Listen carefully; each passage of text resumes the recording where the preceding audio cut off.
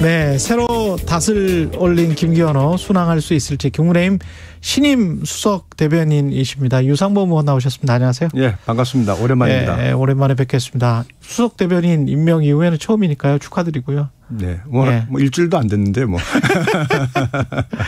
이게 국민의힘 입장을 전달하는 가장 높은 자리죠. 소감. 근데 말을 한번 잘못했다가 또 이상해질 수도 있는 그런 자리인 것 같기도 하고요. 높은 자리라기보다는 마당새 자리 아니겠습니까? 마당새 자리다. 네. 뭐 제가 한 짧은 기간이지만 정책에 대한 이해도 높아야 되고 또 민주당과의 관계에서 시의적절한 논평도 필요하고 그렇죠. 국정 철학에 대한 그 간결하면서도 그러니까 메시지가 의미 있는 내용을 말씀드려야 되고. 예. 그래서 항상 좀 바쁘게 좀 시간을 보내는 것 같습니다. 네. 새로 꾸려진 국민의힘 지도부 당직 인선부터 좀 평가를 해봐야 될 것 같은데요. 당내에서 좀 아쉽다. 윤상현 의원은 최강시사 인터뷰에서 안철수 후보나 황교안, 천하람 후보의 의견을 들어서 당직 인선을 하는 게 연포탕 인사다. 근데 의견을 듣지 않고 했기 때문에 이게 연포탕 인사라고 하기는 좀 어렵지 않느냐 이런 이야기를 했거든요. 뭐 내부적으로 비판적인 관전평이 여러 가지 있을 수 있다. 저는 이렇게 생각을 합니다. 이번 전당대회는 뭐 잘 아시다시피 당정 일체 또는 당정 융합을 이뤄서 국정 안정을 이끌어가라는 당심의 명령에 의한 선거였습니다. 그래서 친윤의 당대표와 최고위원을 뽑았고 또 이 후속 인사라는 그런 당심을 반영할 수밖에 없는 인사입니다. 다만 그 와중에도 연포탕을 실현하기 위해서 지명직 최고위원은 유승민 계라고 하는 우리 강대식 의원을 하셨고 대변인 중에도 김민수 대변인은 나경원 측 사람으로 평가를 받고 있습니다. 그리고 이어서 바로 우리 안철수 의원, 황교안 전 대표를 바로 만나가지고 당의 화합과 뭐 통합을 논의하셨고요. 결국 연포탕의 실현은 총선에 있어서 편파적인 어떤 공천이 아니라 능력에 맞고 또한 객관적이고 잡음 없는 공천을 함으로써 그 실현이 완성된다. 저는 이렇게 생각을 합니다. 그래서 좀 지켜봐 공천이다. 주시고 뭐 결국은 공천이라보다는 이번 인사는 결국은 전당대회 당원들의 의사를 반영한 기본적인 인사고 그러나 결국은 당직 자체가 워낙 제한돼 있었지 않습니까? 그러니까 연포탕의 실현이라는 것은 결국 이제 22대 총선을 치러야 되는 우리 그 당 리더십인데 거기서 이제 제대로 연포탕을 약속을 지키는 모습을 보여드릴 거다. 저는 이렇게 생각을 합니다. 그렇군요. 근데 아까 말씀하시다가 제가 귀 기울여 들은 거는 친윤의 최고위원 대표를 뽑아줬다. 이런 말씀을 하셨거든요. 예, 그렇습니다. 선택을 하셨죠. 그 전에는 사실은 국회의원들 모두 그리고 당 후보 모두가 친윤이다 이런 스탠스가 아니었나 싶어가지고. 대부분이 친윤인 것은 사실이죠. 대부분은 친윤이다. 이준석계나 이쪽은 친윤은 아닌 겁니까 그러면? 그분들이 친윤이라고 하던가요? 늘 본인 스스로들 거기에 대해서 뭐 비판적, 개혁적 보수 이러시면서 항상 뭐 반대되고 견제하는 입장을 견제하셨잖아요. 그러면 어떻게 정의를 하든 간에 개혁적 보수인지 비판적 보수인지 모르겠습니다만은 이쪽은 어떻게 해야 됩니까? 이쪽은 포용해야 됩니까? 어떻게 해야 됩니까? 저는 가능하다고 봅니다. 가능합니까? 그러나 제일 중요한 것은 결국은 지금 당원들의 명령을 좀 본인들이 고찰을 좀 하셔야 된다고 생각을 합니다. 당원들께서는 그 안정적인 국정 운영 그리고 당정 일체에 대한 어떤 요구가 강했습니다. 근데 지금 과거에 보여준 것처럼 내부 총질이나 또는 계속적인 비아냥 뭐 이런 식으로 해서 갈등을 유발하는 모습이 반복된다면 결국 당원들의 선택을 받지 못하고 그것은 지금 현대 우리 국민의힘에 우리가 시대 정신이라면 거창합니다만 국민의힘 내부 국민의힘 당원들의 요구다. 그래서 좀 그 자세에 대해서 한번 돌이켜 보실 필요가 있고요.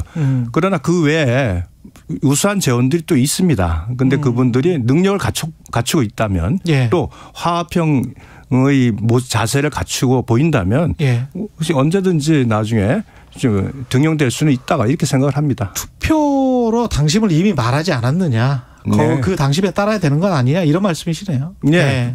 그 당이라는 것은 기본적으로 내부에서 여러 가지 갈등이 발생할 수는 있습니다. 그 과정에서 일종의 그 용광로처럼 그 안에서 많은 논의가 있지만 나올 때는 하나의 철이 나오지 않습니까? 그렇죠. 그것처럼 당이 그런 모습을 보여줘야 된다. 저는 이렇게 생각을 합니다. 결국은 연포탕이 되려면 총선에 공천을 잘해야 된다 이런 말씀을 하셨는데 내년 총선은 어떻게 전망하시는지도 궁금하네요. 좀 약간 빠르기는 합니다만. 그거는 예. 뭐 지금 예. 오늘 말씀드리기 적절치 않은 것 같고요. 나중에 하죠. 조금 예. 시간 지나서 그렇죠. 다시 한번 심도 있게 논의하시죠. 예. 네. 자주 나오실 거니까요. 지금 여론조사를 보면 네. 약간 좀 지금 민주당에게 갑자기 요새 아마 이게 1번 이슈 때문에 그런 것 같은데. 두 가지 이슈가 있죠. 뭐라고 지금 자체적으로. 불과 2주 전만 해도 저희 국민의힘이 10% 이상 앞선다는 여론조사도 나온 적이 있었어요. 예. 네. 그러니까 뭐 때문에 이제. 두 가지가 있는 것 같습니다. 먼저는 이제 주 52시간 유연화를 위한 뭡니까.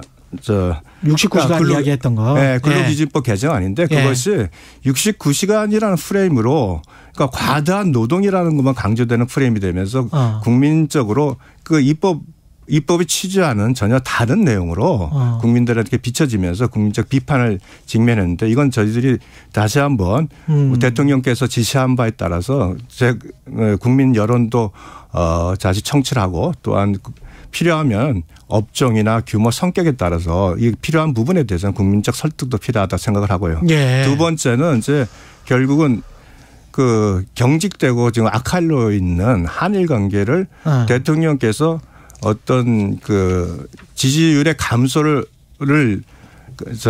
본인께서 감수하면서도 대승적 견제에서 풀었습니다. 그런데 그러나 역시 우리 민주당을 비롯한 좌파 시민단체에서는 뭐 구력 외교다 죽창 또는 그러면서 반일 선동을 계속 반복하면서 여론을 많이 이끌어가서 그럼 두 가지 요인 때문에 저희들은 그 부분이 지지율이 좀 감소를 했다고 생각을 하고요. 민주당을 비롯한 좌파 시민단체 때문에. 민주당은 좌파인가요? 민주당 플러스 여러 가지 그 반일 주장을 강하게 하시는 시민단체들이 이제 주도가 돼서 계속 그 부분을 강조하셨고 이 부분도 결국은 한일 관계의 개선 그리고 진행되는 그 잘 풀리는 그 상황이 국민들에게 보여진다면 국민들이 어느 정도 납득을 할 수 있다고 생각하고 외교 당국에서 적극적으로 한일 관계 개선의 필요성, 성과, 향후의 전망에 대해서 국민 설득 노력이 또 필요하다 이렇게 생각을 합니다. 근데 오늘 일본 NHK 어제 보도나 이런 것들 보면 독도 이야기까지 일본에서는 했다고 하고 우리는 그 발언을 완전히 이제 부인을 했고 그랬는데 약간 좀 찝찝한 구석들이 계속 남아있는데 오히려 우리가 말리는 상황으로 가는 거 아닌가 그런 걱정을 많이 하시는 것 같아요, 국민들은. 그런 측면이 있습니다만 저는 본질적으로 문재인 정부 5년간 사실은 그 반일 관계 그러니까 반일 정서에 의해서 한일 관계가 극도로 악화됐습니다. 그러나 지금 상황을 잘 보셔야 되는 게요. 그 시점에서의 북한의 모습과 지금의 북한의 모습이 완전히 달라졌습니다. 사실은 윤석열 정부가 들어오면서 북핵 위협에 의한 미사일 도발이 굉장히 빈번해졌고요. 또한 우크라이나 전쟁으로 인해서 세계가 굉장히 격동을 치고 있고 에너지 위기가 오고 있습니다. 게다가 미중 패권 전쟁이 강화되면서 글로벌 공급망이 재편되는 상황이고 굉장히 지금 상황이 중대한 위기가 복합적으로 오고 있는 상황입니다. 이 상황에서 대통령께서 한미 동맹을 이제 강화하는 측면에서는 일단 제일 먼저 조치를 취하셔서 그 스텝을 밟으셨고 그 다음 단계로 한일 관계를 정상화해야 된다는 판단을 하신 겁니다. 그래서 그 판단에 따라서 결국 본인께서 언젠가 해야 된다면 본인께서 하시겠다는 말씀이 있으셨듯이 어떤 여론 지지율에 대한 우려가 용산 내부에서 많았다고 이미 언론 보도도 됐지 않습니까? 그럼에도 불구하고 선택을 하신 거죠. 그래서 그 부분은 결국은 적극적으로 국민들에게 그 진행 과정 단계를 충분히 설명하고 우리 국익을 위한 모습을 잘 보여준다면 잘 지켜야 된다. 네, 잘 지켜줘야 그 국익을 우선시하는 모습이 계속 보이시면 국민들께서는 납득을 하실 수 있다고 생각합니다. 이 방향이 국익을 잘 지키는 방향, 한미일 동맹으로 갔다가 이쪽에 이제 북중러가 단결을 하고 혹시 뭐 대만 문제랄지 다른 문제 우크라이나까지 우리가 혹시 너무 개입을 해하게 되는 거 그것까지 너무 멀리 가는 것까지 뭐 막 간다면 그건 이제 별도로 논의를 해야 될 부분이고요. 그렇군요. 다만 제가 봐서는 이미 우크라이나 전쟁 이후에 북중러의 그 밀착은 그 전에도 있었습니다만 더 공고해진 측면이 있다 이렇게 보고 있습니다. 알겠습니다. 네. 그리고 검찰 출신이셔서 요거 한 가지만 짚고 다른 이야기를 여쭤볼게요. 이준석 전 대표 그 성삼납 의혹 검찰 수사는 지금 시작이 됐습니까? 저도 뭐 언론 보도만 봐서 알고 있는데 네. 무고죄라고 해서 무고죄 부분 수사는 이미 이루어져 가지고 네. 경찰에서 기소 의견으로 송치가 됐습니다. 그 오래전에 송치가 됐고요. 그랬군요. 네. 네. 그래서 다만 이제 그 무고죄가 전제가 되는 가세연의 명예훼손 그 고발 사건이 무혐의 처분이 된 게 얼마 전입니다. 예. 그러니까 아마 그래서 제가 지난 김종배 시정주장에 나가서 아마 그러면 이제 이 무고죄 수사가 시작될 것이다. 시작될 것이다. 네, 말씀을 드린 겁니다. 민주당 쪽에서는 이제 여야 지도부가 다 꾸려졌으니까 윤석열 대통령과 3자 회담을 해야 하는 것 아니냐. 거의 1년 동안 야당 대표를 안 만나는 경우가 헌정사에 좀 드물었다. 뭐 이런 이야기를 하고 있습니다. 어떻게 보세요? 지금 현재 이제 격주간 그 당대표와 회동을 하시니까. 그렇죠. 여당 대표는 하시죠. 하시니까 이제 뭐 그 과정에서 여러 가지 논의가 되시지 않을까 싶습니다. 그렇군요. 뭐 필요성에 대해서는 다들 공감을 하는데 굉장히 지금 상황 자체가 사법 리스크가 워낙 크고 때문에.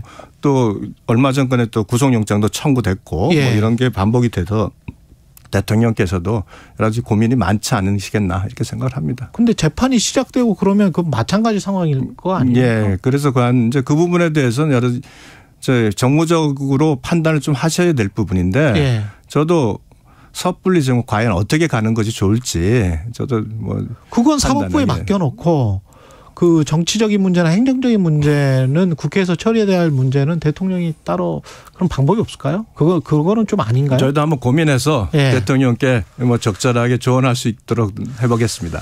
알겠습니다. 여기까지 듣겠습니다. 자주 나와 주셔서 좋은 말씀 많이 해 주십시오. 지금까지 다음에 혹시 그래도 저희 당 대변인인데 민주당에 대한 얘기도 좀 물어봐 주시고 시간을 좀 오늘 좀 감사하겠습니다. 시간이 안 돼서 그러겠습니다. 다음에는 고맙습니다. 국민의힘 신임 수석 대변인 유상범 의원이었습니다. 고맙습니다. 고맙습니다.